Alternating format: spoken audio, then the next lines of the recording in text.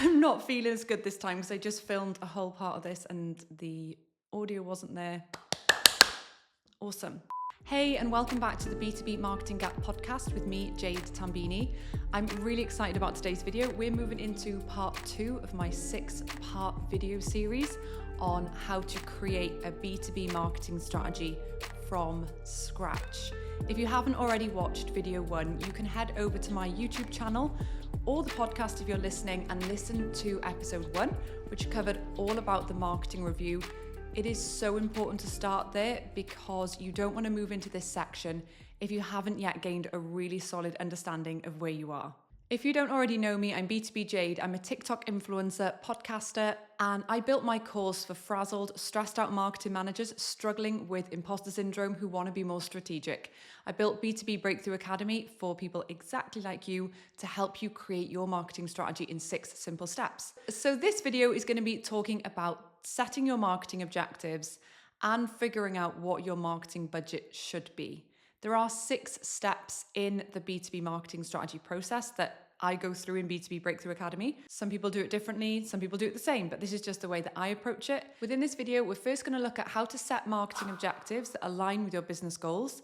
And then secondly, we're going to look at how to set your marketing budget so that it's fit for the challenge ahead. I want to start with some common mistakes that I see when people are setting their marketing objectives so that you can avoid these common pitfalls.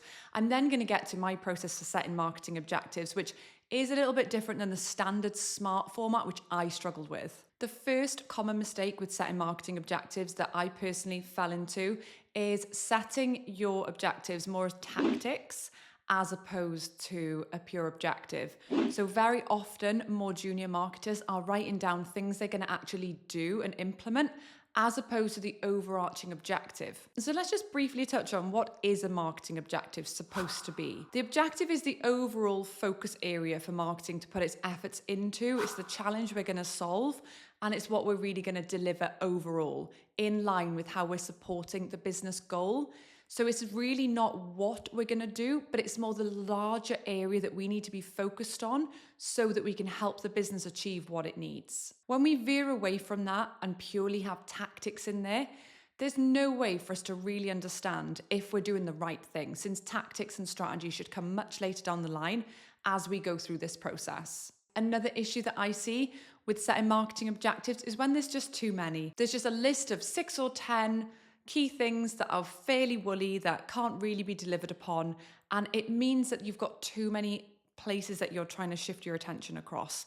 We want to have as few as possible. So think in your head, in line with what the business needs to achieve, what are the fewest things that I can put my focus on to help the business get there? Since I have few resources, I don't have a huge budget, and I don't have a marketing team of 50 people. I typically recommend 2 to 4 marketing objectives, just keeping it really simple, especially if you are a 1-person marketing team or a really small resource. One of the biggest misconceptions about marketing strategy is that once you've got a marketing strategy, you're going to be snowed under even more because there's so much to get done. In fact, the way that I run marketing strategy with my students is it's the opposite. We're really trying to slim down what we're focusing on so that it's realistic and we can actually get results by focusing on fewer things and doing them a lot better. And the same goes with your marketing objectives. Another big one is just skipping them all together. I used to do this all the time when I was writing marketing plans before I was strategic. I would feel so unsettled about the objectives piece because no one could really tell me in the business what I was supposed to be focusing on. So I would just throw something woolly down and quickly speed ahead to where I felt more comfortable, which was the activity planner and coming up with what strategies we were going to be working on.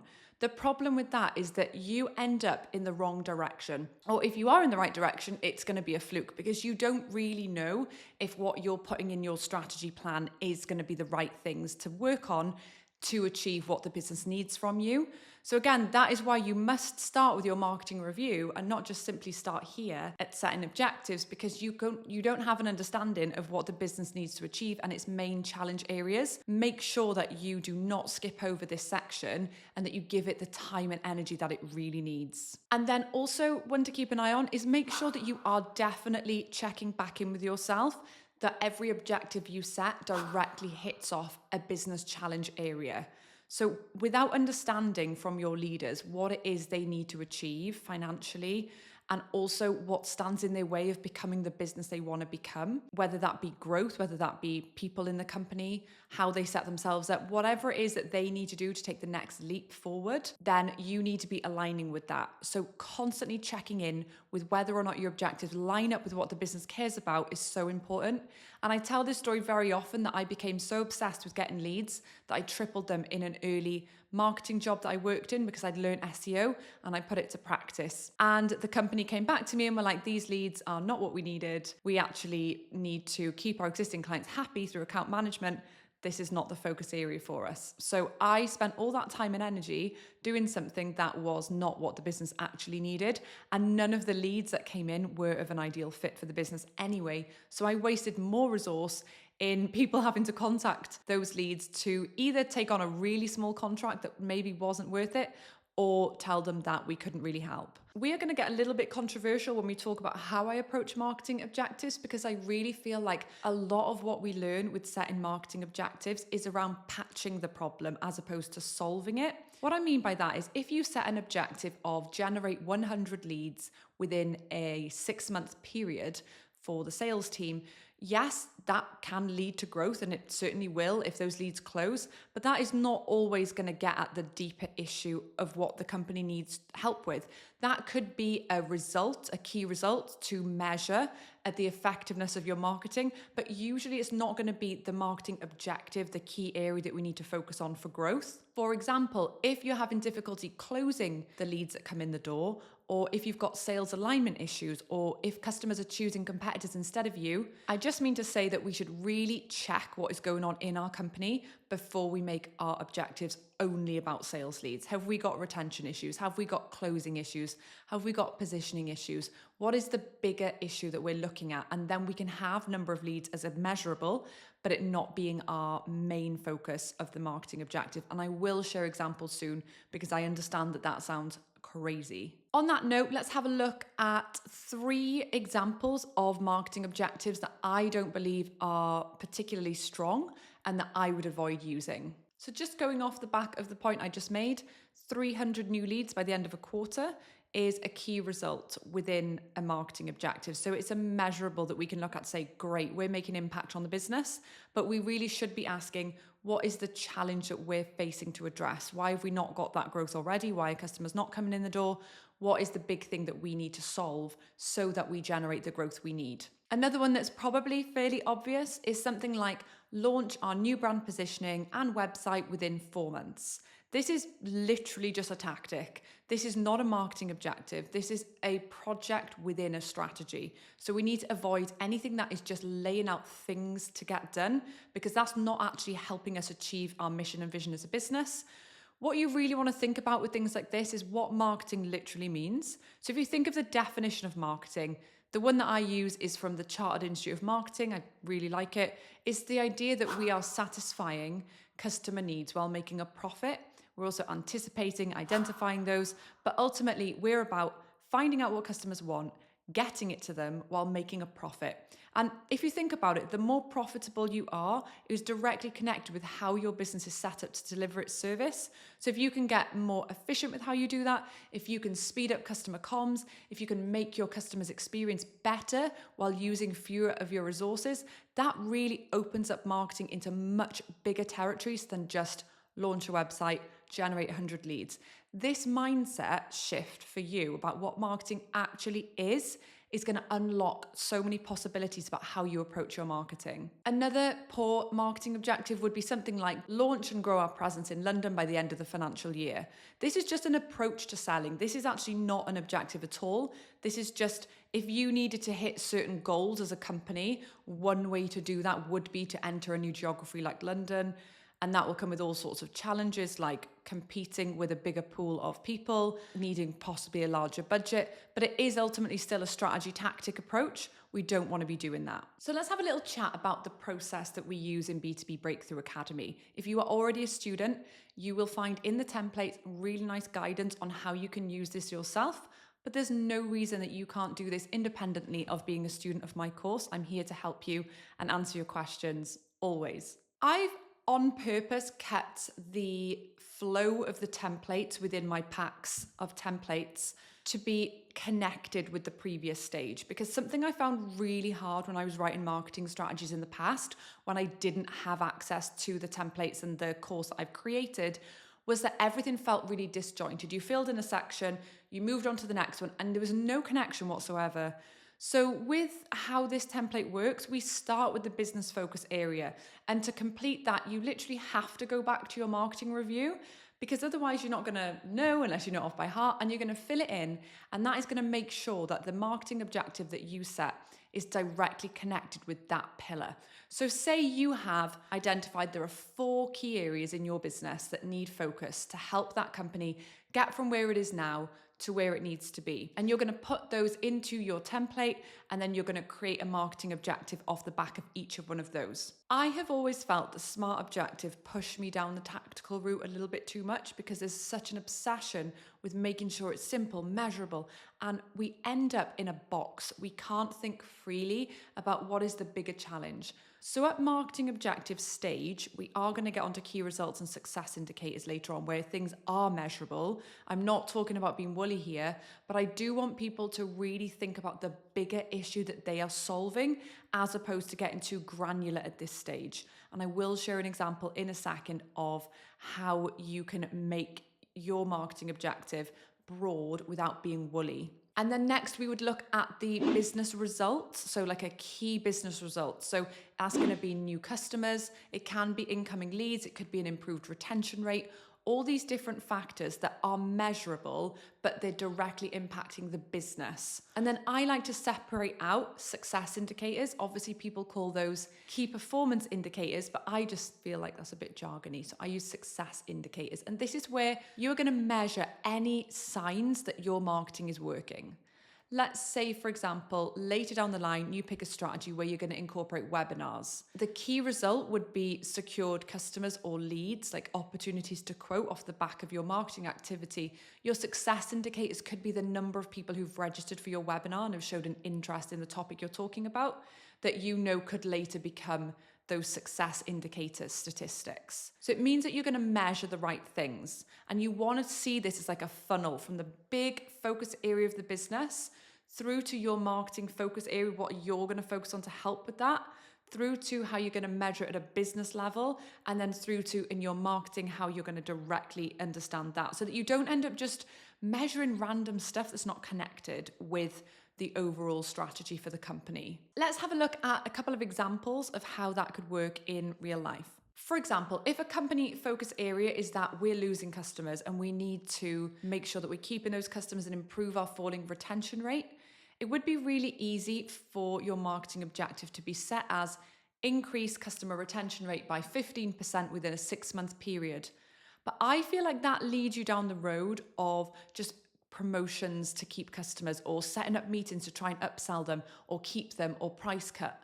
But we're not getting to the heart of the issue about why customers are leaving us in the first place if we take that approach. So a marketing objective that I would set in this instance is something like better understand what our customers want and help the business get set up to deliver it. Then you can move into key results on things like improve retention rate by 15% within this time, improve our net promoter score and customer satisfaction levels within 9 months. That will take you down the road for the right things. But if you'd only talked about retention rate as your marketing objective, you may have missed customer satisfaction levels. You may have focused only on how to keep the customers as customers and done promotional campaigns around that.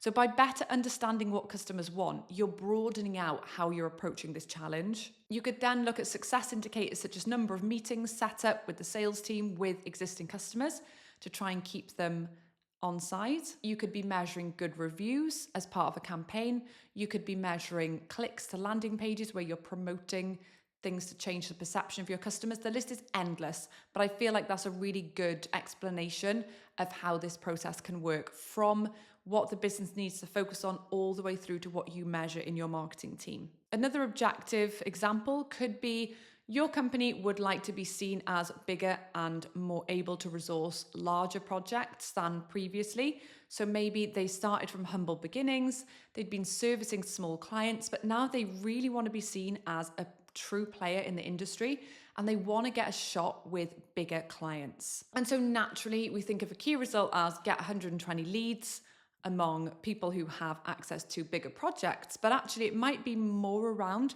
increasing brand legitimacy and awareness to attract higher opportunities into the company. And that means that you wouldn't just focus on leads, you'd look at positioning, you'd look at creative, you'd look at messaging, you'd look at understanding what these people want. You'd focus on the credibility of yourselves as a brand, not just getting the leads in the door. Now, obviously, a great marketer is going to be able to do that within the target of creating leads, but I do feel like it's so often missed and we jump straight to lead generation techniques and we skip over everything else. And then within that example, a key result could be something like 120 marketing qualified leads generated by Q3 and increase project value from 45,000 to 60,000 within the next financial year.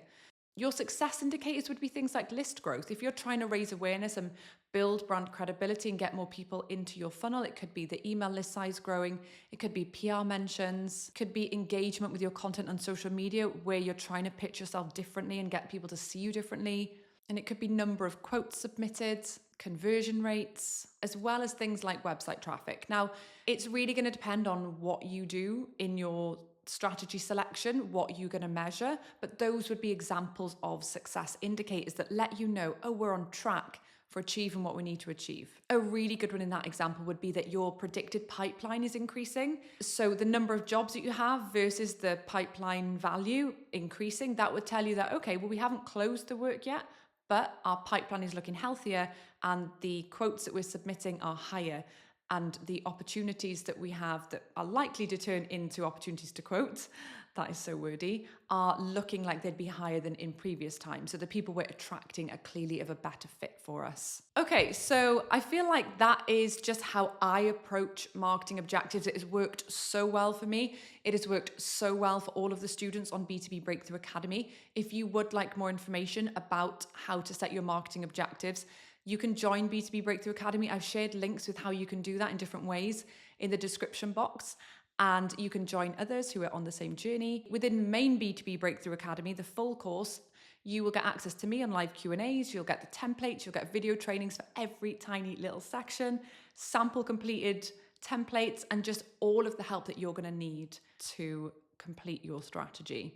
There are also other options you can explore for how to complete your marketing strategy. So just have a little explore in the links below. Let's have a little chat about budget. This bit is a little bit simpler than the marketing objectives. First of all, we're going to look at how much you should be spending on your marketing. Now, a really common thing that happens when people get stuck with budget is that they don't realize that a big percentage of what they have as their budget should be for outsourcing to specialists, because we should not be doing it all ourselves. Say it with me. We should not be doing it all ourselves. We can't be specialists in everything. And I bet you anything you have heard the phrase from your leaders, you can just do that. You're the marketer. You go do it. But I have to argue and say, no, you are a master of organizing, of creating flows and systems and making things happen and orchestrating a whole plan. So when it comes to looking at your marketing budget, we need to factor all of these things in. Start by working out what you're currently spending on your marketing. Of course, if you've been tracking it, great, but I tend to start with the finance department. I would ask your finance director, can you send me a spreadsheet of every cost that you associate with marketing in the last financial year so that I can understand what's been allocated? You need to do a health check. Make sure they're not sending in their sales expenses, hospitality, things that are not directly marketing. Take out any of the commercial costs. If they insist on keeping them in, you might need to fight for a little bit more budget. So work out what that number is as a percentage of your sales revenue. You take the number that is your marketing budget, you divide it by the sales revenue, and then you times it by 100. That will be your marketing budget. So many companies that I speak to, their marketing budget is like 1% of sales revenue or even less. So yeah, you want to work out how much of the sales revenue you're spending and work out if that's healthy. Now, in a general, typical sense, as a guide, I tend to suggest 4 to 8% of sales revenue to be allocated to marketing as a general sense. 4% being very low, a very basic marketing plan. 8% being healthy, and even 10 or 12% in more aggressive cases. Some companies even go up to 20% when they need to really enter a new market and be aggressive. As long as the return is there, I don't see the problem. There are 3 factors that will help you work out what your budget should be on that scale. And again, this is general, it's a starting point. Number 1 is how ambitious are our growth goals? Score it out of 10. Are we wanting to double in size in 2 years? Are we wanting steady, healthy organic growth? Are we happy where we are mostly? Number 2, how aggressive are our competitors? Are we in a market where people are savage with their pricing, undercutting, loads of people quoting for the same jobs? Or are we pretty much, we've got it going on? Like, people are coming to us, they're asking for quotes, they generally say yes, and it's cool. In which case you would score lower out of 10 because there's less aggressiveness in your competitors. Or maybe they're just really old school and traditional and they're not really into their marketing. And then lastly, how big is the challenge of our trust and recognition in our industry? So is it an uphill battle? Are we not heard of? Have we got a lot to do to build awareness? Or are we really known in our industry? So score out of 10, how big the challenge is to being known and trusted, and how easy is it for people to come to you and say, yeah, you're a reputable brand in what you do. I know that I can trust you. I'd like you to quote. Or are they more, we've never heard of you. Are you big enough to resource us? We would rather go with the big nationals. We're not really sure about you. So score yourself there, total up your score, and then you can work out where you should sit within that scale. In this example, we've scored 19 out of 30. So if the revenue of this business was 12 million, and we have to make sure that our profit margins are healthy, so consult with your finance director about what is deemed to be financially healthy in your industry, and do you feel that the business falls within that? Typically, we would say 15% or above, dependent on a sector, but you have to have that conversation with your finance director. If you're financially healthy, you can move forward with this process, no problem. You may need to adjust if you're not. So we've gone, because it's a score of 20 to 30, we've gone bang smack in the middle, budget of 720,000 for a 12 million pound business. That's a starting point. If this company has a budget of 60,000, you're obviously not going to get 700 grand straight off the mark, but it's a conversation starter to say, hey, typically companies like us would be allocating this. I'm not saying we go there straight away, but we definitely can see that we need to increase what we're spending just so that we can even get off the ground. So we can invest in basic things like data, tech, softwares, automations, positioning, messaging, creative. And again, all of that comes on later on in the process in this video series, but you need to make sure that you have that budget there so that you can move forward. If you would like to get your hands on my templates, you can have a look at the links in the description box so that you can work along with me with this series. If you're already a BBA student, I'm so glad that this was an extra resource to help keep you on track with your marketing strategy. Make sure you join the live events with me.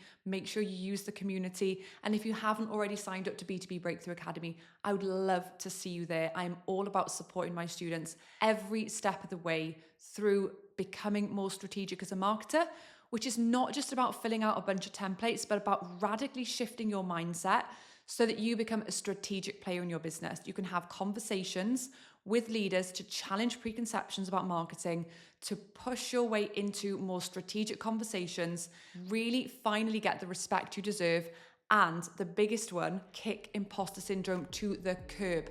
Mine is gone. I've completely unconditionally accepted myself in where I am and how I feel about myself and my knowledge in marketing. I feel great, and I want to share that with you. If you have not already subscribed to my channel, please do. I would also love a review if you get 2 minutes, but please let me know in comments how you felt about this video. Let me know if you're going to be working along with this series with me. I just want to hear from you. Thank you so much, and I'll see you for part 3.